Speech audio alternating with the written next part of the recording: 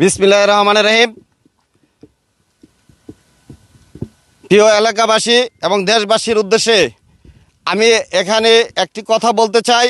সেটা হলো এই খুনি শেখ হাসিনা সরকার গত 5ই আগস্ট ছাত্র জনতার গণ অভ্যুত্থানে পতন হয়েছে, খুনি হাসিনার পতন হয়েছে।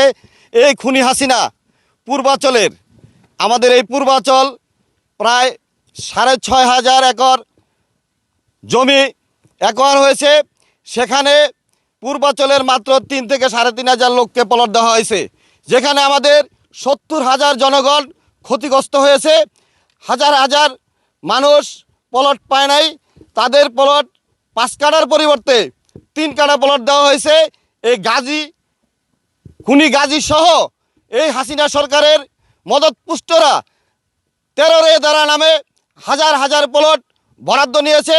এমনকি শেখ হাসিনা পরিবার, তার পরিবারের পুতুল, জয়, শেখ রেহানা, তার ছেলে মেয়ে সবার নামে 60 কাঠা প্লট একত্রে বরাদ্দ নিয়েছে।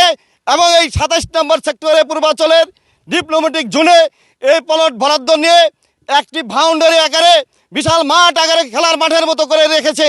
পাশে তার প্রায় আরও 10 একর জমি এই বাউন্ডারির সাথে তারা অবৈধভাবে দখল করে নিয়েছে।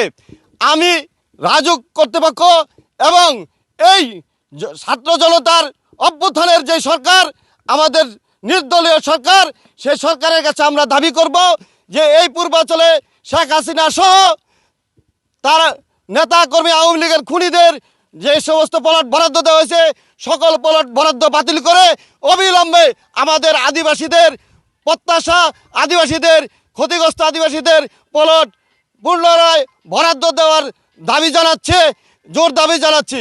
প্রিয় এলাকাবাসীর উদ্দেশ্যে আমি বলতে চাই, এই প্লট বরাদ্দ না দেওয়া হলে আগামী শনিবার আমরা বিকাল 3টায় ল্যাংটার মাজারস্থ স্থানে সবাই আমরা বিক্ষোভ মিছিল করব। আপনারা আমাদের পূর্বাঞ্চলের যত আদিবাসী আছেন যারা প্লট পায় নাই, সবাইকে একত্রে থাকার জন্য উদাত্ত আহ্বান জানাচ্ছি। আমাদের এই দাবি না মানা পর্যন্ত আমাদের বিক্ষোভ চলবে।